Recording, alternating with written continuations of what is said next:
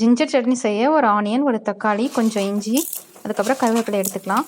First வந்து ஒரு கடாயில் 2 ஸ்பூன் எண்ணெய் ஊற்றிட்டு கடலைப்பருப்பு, உளுத்தம்பருப்பு, சீரகம், அதுக்கப்புறம் கருவேப்பிலை போட்டு கொஞ்சம் வதக்கிட்டு, அப்புறம் காஞ்ச மிளகா 2 போட்டுட்டு அதையும் நல்லா வதக்கிட்டு, அதுக்கப்புறம் வெங்காயம் ஆட் பண்ணிக்கலாம். ஒரு மீடியம் சைஸ் வெங்காயம் எடுத்திருக்கேன். சின்ன வெங்காயம் போட்டிங்கன்னா இன்னும் டேஸ்ட்டாக இருக்கும். அதுக்கப்புறம் நம்ம ஜிஞ்சர் கட் பண்ணி வச்சுருக்கோம் இல்லையா, தோல் விரிச்சிட்டு கட் பண்ண ஜிஞ்சர் பீசஸ் ஆட் பண்ணிக்கலாம். அப்புறம் உப்பு சேர்த்துட்டு நல்லா வதக்கிக்கலாம். அதுக்கப்புறம் ஒரு தக்காளியை கட் பண்ணி வச்சுருக்கேன், அதை ஆட் பண்ணிக்கலாம். இப்போ தக்காளி வந்து கொஞ்சம் நல்லா பாயில் ஆகிற வரையும் அதை ஒரு 2 மினிட்ஸ் மூடி வச்சு வேக வைக்கலாம். கொஞ்சோண்டு வெல்லம் சேர்த்துக்கலாம். ஜிஞ்சர் வந்து காரமாக இருக்கும் இல்லையா, அதுக்காக. அவ்வளோதான். இதை மிக்சியில் போட்டு அரைச்சிட்டோன்னா நம்மளுக்கு ஜிஞ்சர் சட்னி.